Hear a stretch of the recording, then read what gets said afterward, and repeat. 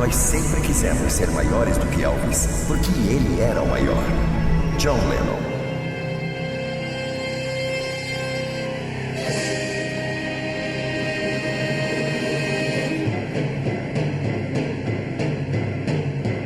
Programa Encontro com o Rei. Apresentação: Ricky Colavito.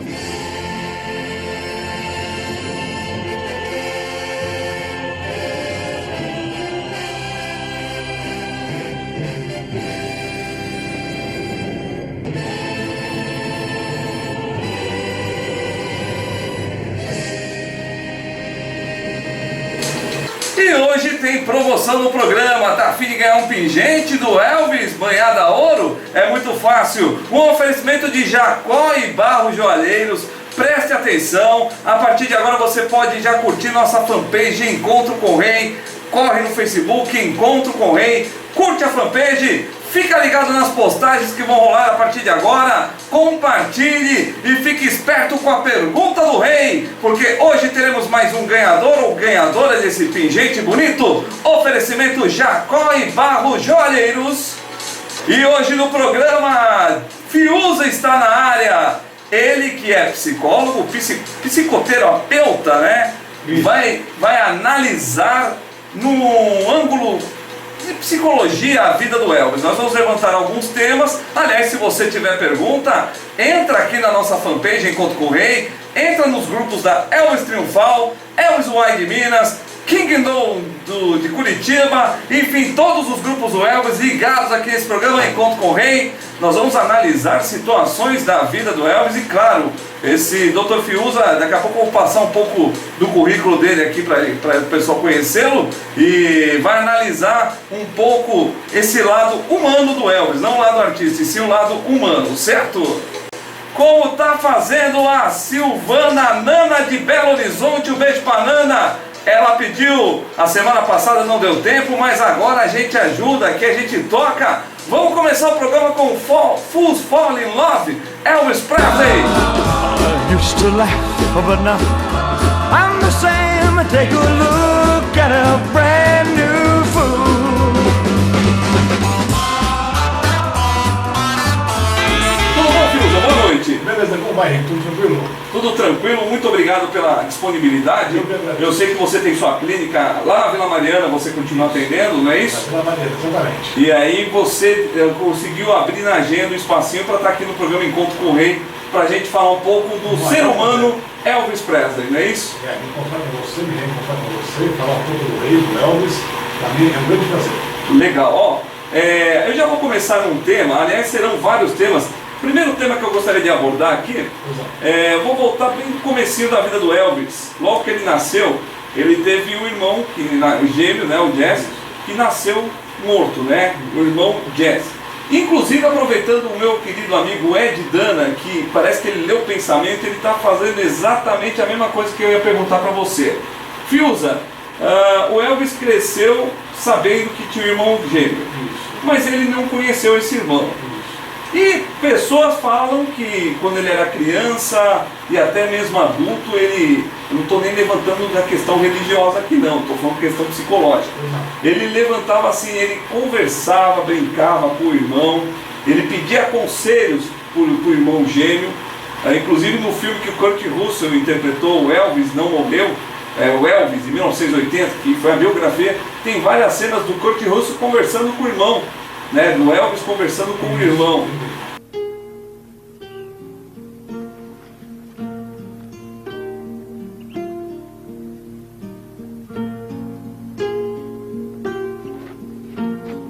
O que leva a pessoa, no imaginário dela, a achar que o irmão está presente no filme? Muito provavelmente pela presença psicológica que fica marcada na família, dos pais. Vejam, o Elvis Presley, quando nasceu, também veio esse irmão que infelizmente não vingou. Isso marcou muito uma família muito religiosa e muito humilde, muito simples, né? Que vivia lá no Mississippi. Então, para eles, foi uma carga emocional muito grande e, consequentemente, Elvis Presley pode ter, só pode adultar, não dá para afirmar com certeza, mas pode ter criado um personagem psicológico que seria um amigo dele, fazendo o papel do irmão, entendeu? Isso geralmente acontece muitas vezes. Entendi. Agora, por exemplo, eu emendo a pergunta que o Ed Dana está falando sobre esse assunto. Na opinião do psicólogo Fiuza, isso pode ser considerado um distúrbio por ele achar que o irmão gêmeo está vivo? Não chega a ser exatamente um distúrbio, né? Isso é mais comum do que se imagina. Como eu falei para você, a presença do irmão se faz notar pelos pais, pelo comportamento dos pais, pelo desejo que os pais tinham de ter que aquele filho nascesse, que aquele filho vingasse. Então, muito provavelmente, o Elvis ele foi, na realidade, manipulado de uma forma positiva para que acreditasse e confiasse na existência do irmãozinho dele, que não vingou. Mas, ô Fiuza, como que no ser humano funciona isso? Ele realmente ouve a voz do irmão? Não, o cérebro faz com que a pessoa veja ou escute a voz que crie isso na mente da pessoa? Aí depende da intensidade em que isso é feito. Tem pessoas que ouvem, né, numa intensidade mais alta, mais grave. A pessoa ela ouve, ela vê, ela conversa com a pessoa e ela acredita que está conversando realmente. Agora, outras pessoas não, apenas usam a sua imaginação, apenas isso. Existe caso que as pessoas podem até realmente ouvir a voz do irmão, a mente pode criar isso. A mente cria. Isso seria jamais um problema psiquiátrico? Isso seria um problema psiquiátrico. Não é assim, é um problema psiquiátrico, não tenha dúvida. Não é um problema psicológico. Não, é mais psiquiátrico. Porque ela ouve vozes, né? Exatamente. E você acha que com que idade, por exemplo, o Elvis nasceu junto com o irmão gêmeo? Isso. Com que idade uma criança pode desenvolver ele achar que está falando com o irmão? Com 3, com 4, com 10 anos? Desde sempre. Desde pequeno ele pode achar isso? Desde pequeno, devido à influência dos pais, né? Porque os pais eles podem venerar muito, eles podem acabar transformando o irmão num santo, em algo do gênero, porque é o desejo que os pais tinham, né? De que aquele filho vivesse, aquele filho crescesse e tudo mais. E isso pode acabar influenciando e muito o outro irmão, o irmão que sobreviveu. Agora, outro tema que eu gostaria de levantar aqui contigo, Fiuza, é o seguinte, o fato do Elvis, então, já que ele perdeu o irmão muito novo, ele ter sido criado como um filho único. Isso. E como um filho único, a mãe fazia até demais os desejos do Elvis. Exatamente. I see. Honey, you went and you was talking to your brother again? Yes, Mom. It makes me feel good. I know, baby. E aí depois, com o passar do tempo, a personalidade do Elvis, para quem conhece bem a personalidade dele, ele não aceitava muito não, essas coisas. Isso é mal de criação de filho único mesmo, Fiuza? Ou nem todo caso é isso? Não, eu acho que aí no caso do Elvis era mais a personalidade mesmo. Né? Ele tem traços genéticos, uma série de coisas. A personalidade, a pessoa já nasce com ela, Fiuza? Já nasce com ela. Não é no ambiente que se cria que, vamos supor, você cria a pessoa fica assim porque o exemplo vem de casa. Na realidade, a base da personalidade ela já vem com ela, né? É genético o negócio. Acontece que a pessoa ela pode moldar até a personalidade dela durante um pouco tempo de vida, durante os primeiros anos, com as experiências que ela vai tendo, com a relação com os pais, com a relação com os amigos e tudo mais. Mas a base da personalidade já vem pronta. Então quer dizer, a Gladys super protegeu o Elvis. Isso. Todo mundo sabia disso, que ela era uma mãe coruja, uma mãe protetora. Isso. Ligava no meio do show para saber se ele chegou e para saber... Ela não dormia, ela esperava, mesmo que ele estava em outra cidade, ele terminar o show, ele precisava ligar para ela: mãe, acabei o show. Isso. Mãe, estou indo para o hotel. Mãe, cheguei em tal lugar. Tinha que ser assim a criação. Isso. You behaving yourself? Yes, Mama.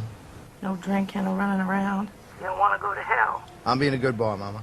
Now, Gladys, let the boy grow up, for God's sake. I'm just worried, so. All that driving.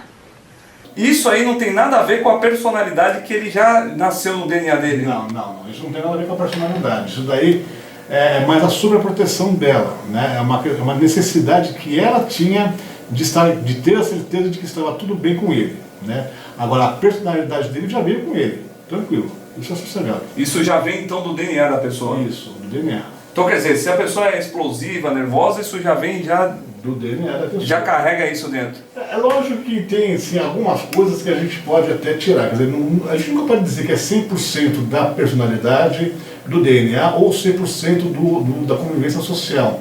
É sempre meio um mix entre um e o outro. Mas como eu falei, a base da personalidade ela já vem do DNA. Ó, bacana, tá chegando mais uma pergunta interessante aqui. A Roseli Bueno, ela mora na zona norte de São Paulo, está mencionando a necessidade, não só do Elvis, isso se aplica a várias pessoas, em alterar a sua imagem. Ou seja, ele era um rapaz loiro e pintava o cabelo, mudou o visual para um cabelo preto. Isso. Mas aí existe a explicação porque diz que o Elvis queria parecer o Tony Curtis, que ele era muito fã do Tony Curtis e achava que ele fotografava melhor com o cabelo preto no vídeo. Isso aí tem alguma coisa, questão psicológica, a pessoa querer mudar o cabelo, cor de cabelo, ou não tem nada a ver isso? Era mais exigência do mercado na época. A gente tem que lembrar que quando o Elvis Presley apareceu, fazia muito pouco tempo que o James Dean havia morrido. Isso, exatamente. E o Elvis, ele vestiu-se de James Dean, na realidade, né? Com aquela roupa de motoqueiro, aquela jaqueta preta, aquela calça jeans e tal, e o topete. Ele lembrava muito de James Dean. Sim, sim. Eu acho que até, eu não tenho certeza com relação a isso, mas pode ser que isso tenha sido algo elaborado pelo Tom Parker, né? Que foi o empresário do Elvis. Eu não sei se isso aconteceu de fato. Aliás, o Elvis, ele era, além de fã do James Dean, do Tony Curtis, do Marlon Brando, ele sonhava em ser um astro de cinema por ver esses caras na vídeo. Ele não queria ser um cantor, ele queria ser um ator de cinema, o Elvis. Você tocou num ponto muito, muito interessante. Essa foi a grande frustração do Elvis, que Elvis, ele queria ser tão bem visto ou tão assim explosivo quanto ele foi na música, ele queria ser no cinema. Acontece que no cinema já existia um Marlon Brando. Exatamente. Na música não existia. Juventude Transviada, aqueles filmes famosos, né?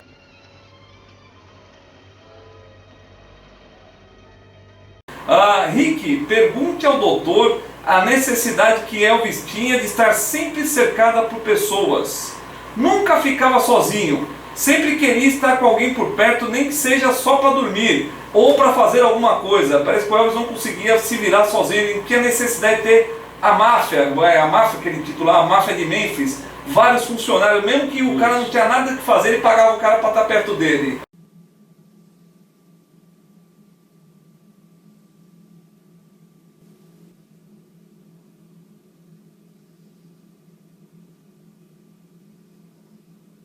Bom, por que a pessoa é assim, filho? A gente pode analisar de duas maneiras. Primeiro, Elvis Presley sempre foi uma marca muito grande.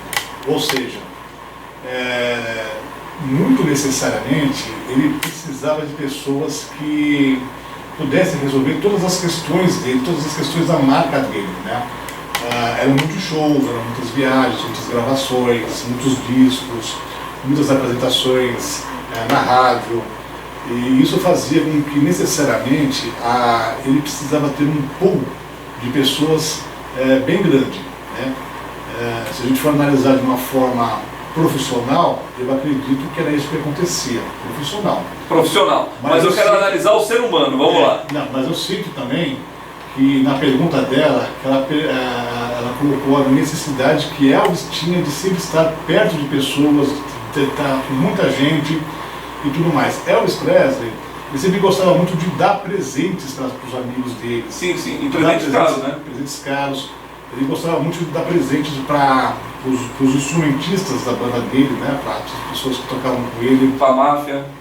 Seguranças. Isso, seguranças.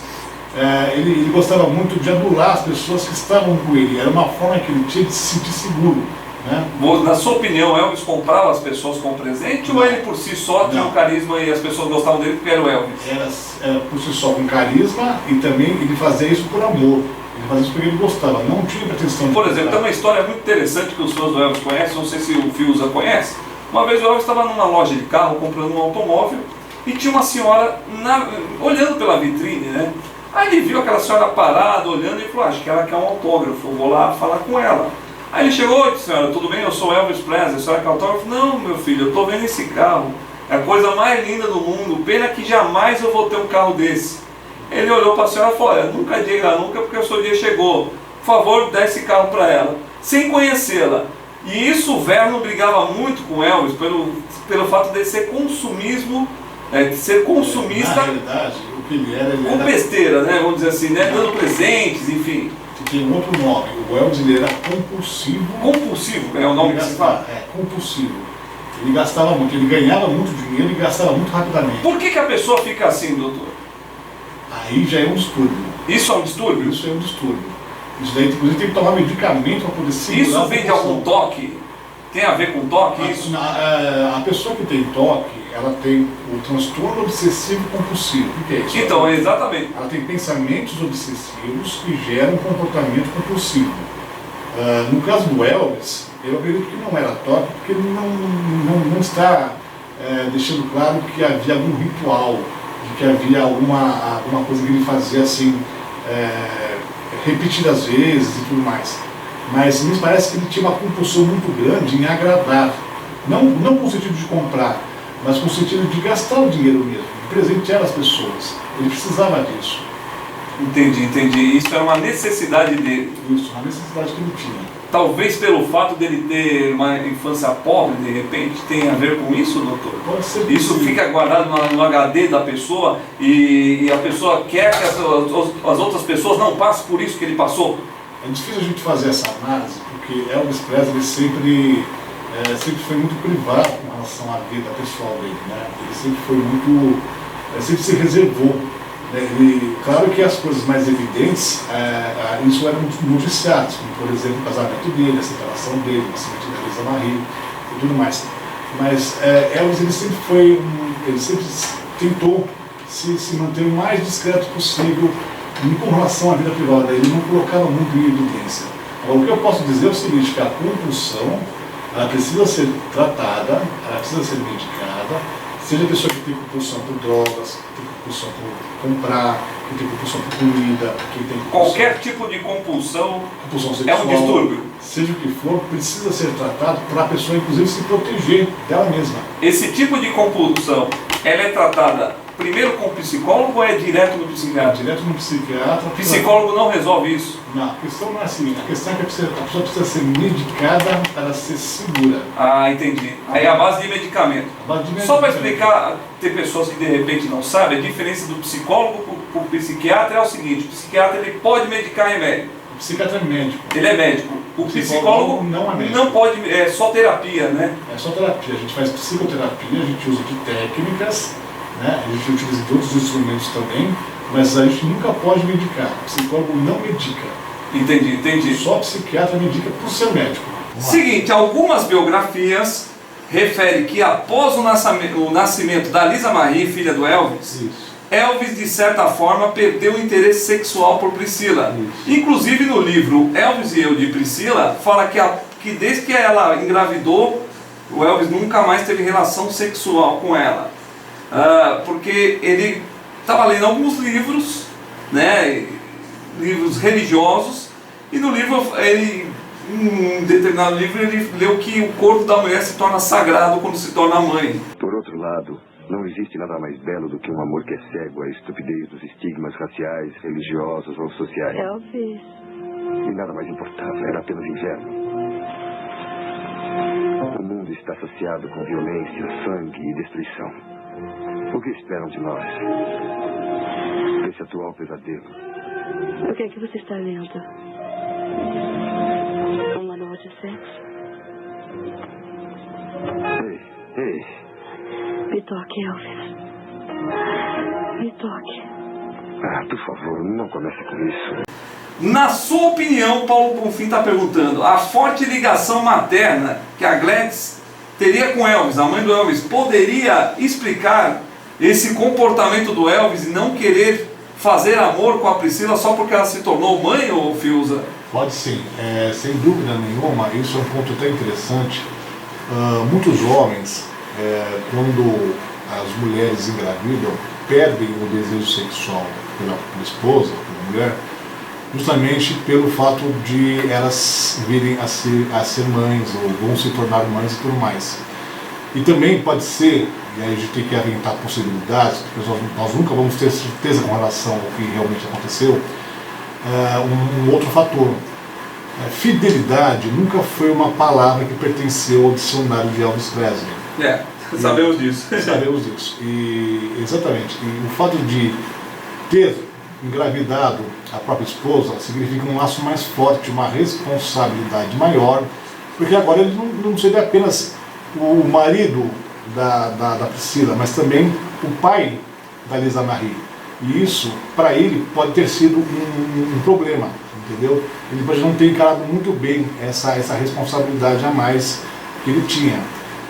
Justamente porque ele vinha de uma vida, digamos, mais solta, mais liberta, mesmo casado, ele poderia viajar e ficar distante de Lisa Marie, assim como ele ficou de fato. E isso foi um dos motivos pelo qual o casamento terminou e tudo mais. Então, a gente tem duas possibilidades. A primeira, do fato religioso, de que o fato da Lisa Marie, da Priscila ter se tornado grávida, né, Elvis Presley viu isso como mais como um santuário, algo que deveria ser respeitado. O corpo da mulher, o corpo da mãe deveria ter um respeito muito grande e não poderia ter um apetite sexual e tudo mais. E também pelo fato de uma responsabilidade maior que ele poderia vir a ter, assim como ele teve, com relação à filha dele. Agora eu vou fazer uma pergunta particular aqui, que é o seguinte, é uma coisa que eu tento explicar para mim mesmo e não consigo. Você é o Elvis Presley, você tem dinheiro, você tem tudo, você tem fama, você tem uma família que gosta de você. O que leva um Elvis Presley, um Michael Jackson, seja quem for famoso, por que a maioria dos artistas tem esse tipo de depressão? Principalmente no meio artístico é muito comum um artista, os gênios, ter depressão. Qual é o motivo que leva a isso, Fiuza? Porque não são felizes. Então, mas se ele tem tudo, ele tem a carreira que ele sonhou. Eles não têm tudo. O que eles têm é dinheiro. Isso eles têm dinheiro, eles têm fama e o reconhecimento do público. Mas isso não é tudo. Isso está longe de ser tudo. O que faltaria? Ele ter uma vida normal, de ir no shopping? Seria uma isso? realização pessoal. Né? Elvis, por exemplo, como nós comentamos aqui no início da entrevista hoje, o Elvis queria ser um astro de cinema. Ele não foi. Vamos falar disso aí agora. Ele não conseguiu ser um astro de cinema. Ele era um ator frustrado, essa é a verdade. Frustrado. O sucesso dele foi na música, não no cinema. Ele jamais foi considerado um grande ator, por exemplo. E filmes grandes que ele queria fazer, inclusive o Nasce uma Estrela, que ele era para ser o Elvis, o Coronel Parker não deixou ele fazer. E foi aí que eu acho que foi o último golpe que o Elvis recebeu da vida, porque ele foi avisado pelo Coronel Parker que não seria interessante ele gravar e fazer o personagem, porque era um personagem decadente, era justamente aquilo que o Elvis estava vivendo na vida real dele. E o Elvis, ainda vivo, ele teve a oportunidade de ver o lançamento do filme e o sucesso que o filme fez. Estávamos em Dry Sands e resolvemos sobre um filme. Isso é muito bom. É tipo Nasce uma Estrela e é uma grande chance para fazer um papel dramático.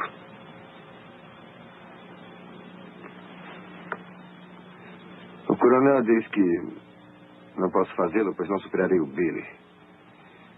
Isso está me matando, Sheila. E todos os fãs não gostam muito do Tom Parker porque Tom Parker era meio que sugava metade do que o Elvis ganhava. Claro, tem sua importância no começo da carreira, mas não após, né? Mas enfim, o que o Tom Parker falava era regra e o Elvis não conseguia bater de frente. Isso aí tem a ver com personalidade, ou Fiuza? Ou com criação? Da pessoa respeitar porque o cara é mais velho, enfim? Pode ser. Vamos lá, abrir o microfone, vamos lá, agora sim. Pode ser os dois na realidade, pode ser personalidade e também criação. Tem que ver que o Tom Parker já era uma raposa velha, o Elvis Presley estava no comecinho. Então o Elvis Presley tinha sim muito respeito por ele. Ocorre que a vida dos dois em conjunto, né, a vida deles, sempre foi de muitas brigas, muitas discussões. No começo o Elvis Presley se respeitava bastante, mas depois o Elvis Presley chegava a bater de frente. Chegou até a se desentender com o Tom Parker. Why are you being like this? Because I don't want to be bored anymore, Colonel. I don't want to sing another song that I don't believe in. I don't want to make another movie that I don't care about. This TV thing has me excited for the first time in years. I'm having fun with my music and I don't want to lose that feeling. A feeling? I'm not sending you out on some cockamamie tour just because of some feeling. Then I'll find somebody who will.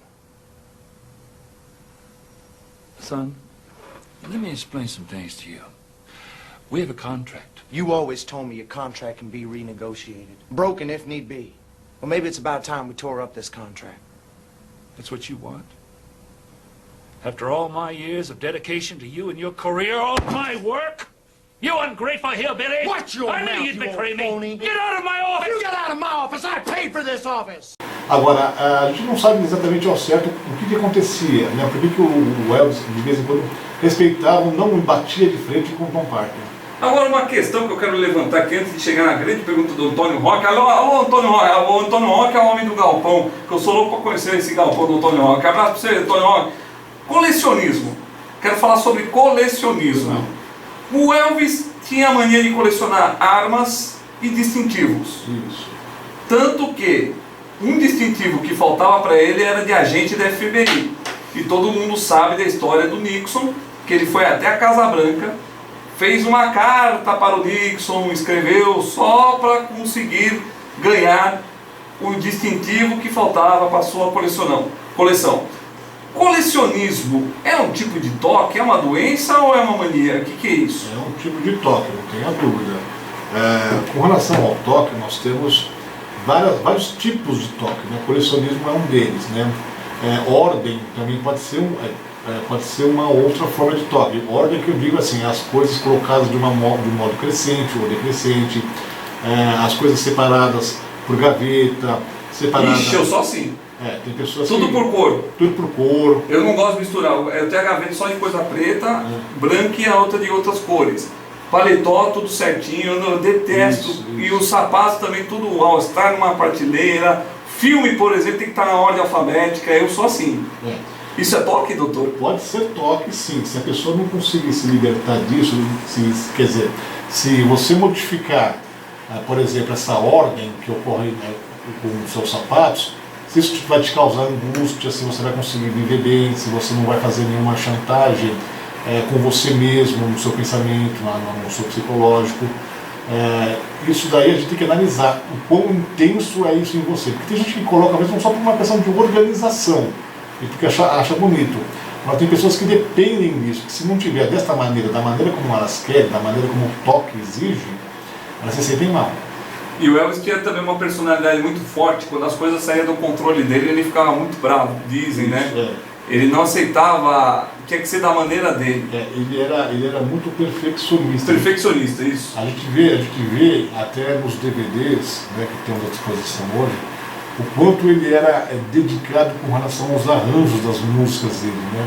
Ele conversava bastante com o maestro, conversava com todos os instrumentistas, e ele não gravava enquanto a coisa não era exatamente no modo como ele queria. Perfeccionismo tem a ver com a personalidade também, doutor? Perfeccionismo também é um distúrbio de ansiedade, assim como o toque também. Na sua opinião, Elvis era ansioso? Muito. Muito ansioso? Muito ansioso, porque as coisas, ele exigia que as coisas ficassem exatamente da forma como ele gostaria que ficasse.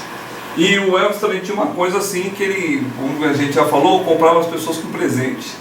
Não comprava as pessoas. Não é que ele comprava as pessoas, ele agradava as pessoas com presente. Ele gastava muito dinheiro, ele tinha compulsão por compras. Por exemplo, com a Priscila, ele vinha de baladas, aquelas baladinhas, né? Mulherada, tal, Priscila, encontrei um batom no seu carro. Não, Priscila, isso aí não interessa. Olha o que eu comprei pra você, aquele cachecol que você queria. Já trazia o cachecol que ela queria, sabendo que ia dar bronca. Você estava com uma garota. Temos que falar a respeito. Eu? Com uma moça? Agora, espera um minuto. Não, eu não estava com nenhuma garota. Ela estava lá do lado de fora. Alguém deixou ela entrar. Ela só queria um autógrafo. Eu estava tentando ser gentil com ela. Joe, onde é que está o presente dela? Elvis.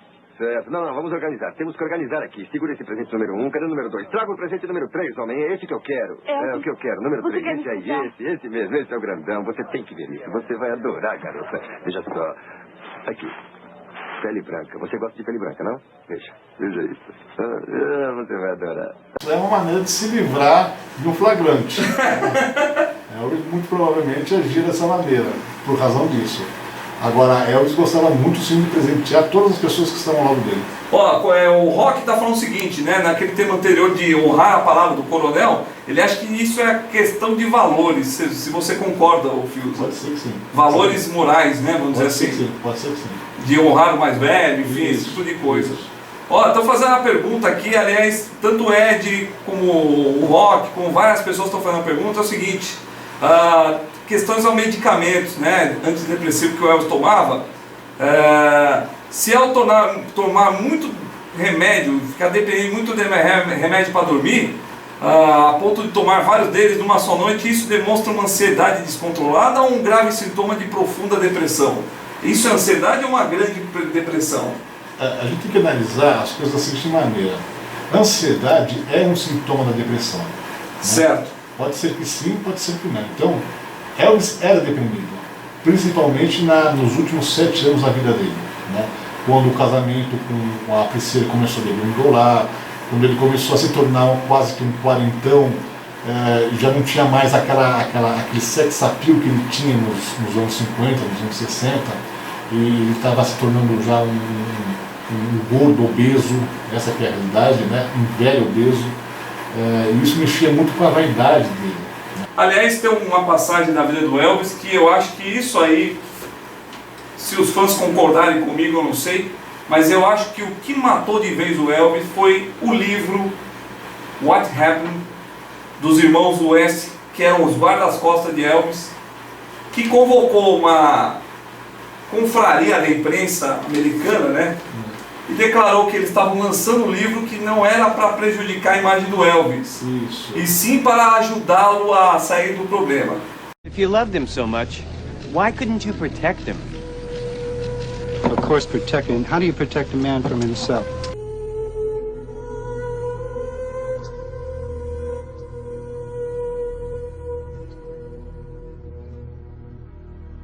What drugs are we talking about? We're talking about uppers and downers. We're talking about sleeping pills. We're talking about things like Demerol. Yes. You actually saw him? Yes.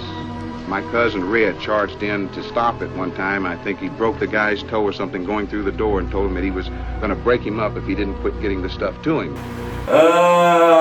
Como que você expõe para o mundo, até aquele momento, ninguém sabia dessa questão que o Elvis era viciado em remédios. Justamente porque ele precisava... E ali eles relataram no livro, friamente, sangramente, tudo o que o Elvis tomava, qual era o comportamento agressivo do Elvis em relação aos medicamentos, colocou no livro. E isso acabou de vez, deixou o Elvis mais para baixo ainda. Esse caso... Você acha que na verdade os amigos quiseram ajudar? Não. Não, né? É evidente que não. Eu também, com certeza que não. Eu acho que quiseram ganhar dinheiro e destruir o Elvis. Deixa eu explanar o que aconteceu aí com o Rick. Elvis Presley se sentiu traído porque a intimidade dele foi revelada nesse livro. Ele se sentiu traído porque ele não imaginava que essas pessoas iriam fazer o que fizeram, né? Quer dizer, escrever um livro e contar tudo aquilo que eles viram, que eles presenciaram lá na residência, na casa de Elvis. E não sabia, o Elvis Presley não imaginava que de repente ia ter essa repercussão tão negativa quanto teve quando esse livro foi lançado. Ó, o pessoal tá aqui falando sobre a questão daquela que nós falamos do filme. Deixar claro que o Fiuza não falou que o Elvis era mau ator. Não, ele não era mau ator. Ele era frustrado por não ter papéis melhores, não é isso que você quis dizer, Fiuza? Ele era frustrado por não conseguir no cinema o sucesso que ele tinha na música. Não, exatamente, foi exatamente isso que você quis dizer, não que Elvis era mau ator, né? O pessoal interpretou que você disse que Elvis era mau ator, entendeu? Na verdade, pessoal, isso aí não é que o Fiuza tem intimidade com o Elvis, ele está analisando pontos, né, de biografias, né? Na verdade a gente nem sabe toda biografia, como é que conta um ponto, aumenta um ponto, né? Isso. Eu nem sei se toda biografia é exatamente isso, só quem viveu sabe. O pessoal está discordando, doutor, em relação à obesidade, pois acho que ele estava inchado, não era gordo, justamente pelo uso dos medicamentos. E a voz do Elvis estava mais perfeita do que nunca, concordo, nesse ponto aí da voz perfeita eu concordo. Elvis... Deixa eu amar, realmente, tem razão, Elvis estava inchado, ele não estava gordo, mas ele estava inchado em razão dos medicamentos. E esse inchaço fez com que manchasse a vaidade de Elvis. Elvis não gostava de ser inchado, de estar inchado. Você diz então inchaço no sentido da vaidade? Não, é um inchaço corpóreo. Não, corpóreo, mas por exemplo, na cabeça do Elvis ele não estava feliz de se ver assim. Não estava feliz de se ver assim, exatamente. Né? Mesmo que as pessoas achem, uma voz legal, tá, mas o Elvis não estava feliz. E eu também concordo que nessa época a voz dele estava brilhante. Lonely rivers flow to the sea, to the sea, to the open arms of the sea. Lembrando que o Fiuza está analisando o ser humano, Elvis, não o artista Elvis, né, Fiuza? Sempre lembrando isso. Porque se for analisar o artista Elvis, de fato ele foi o melhor. O melhor na presença de palco, o melhor na voz, o melhor no approach dele com os fãs, o melhor nas músicas. Ele foi o melhor. Agora, a pessoa Elvis Presley, aí já dá pra gente fazer uma análise um pouco mais apurada. Com certeza, a gente convida até para você voltar, porque o tema foi muito bacana, as pessoas participaram, e isso é bem legal, né, esse debate. Concordando ou não, eu não posso falar se eu concordo, tem coisa que eu concordo não, mas eu sou medio e a galera discute. Isso que é o bacana do programa Encontro com o Rei. Fiuza, obrigado pela presença. Quer deixar algum contato? Fica à vontade. Eu só quero dizer o seguinte, para as pessoas que quiserem e que tiverem necessidade de procurar um psicólogo, procurem. Procure uma ajuda, um psicólogo que conheça, alguém da confiança, alguém que já tratou uma pessoa conhecida, porque os psicólogos com certeza vão poder te ajudar. Legal, e Dinerson Fiuza é o Facebook? Dinerson Fiuza, psicólogo.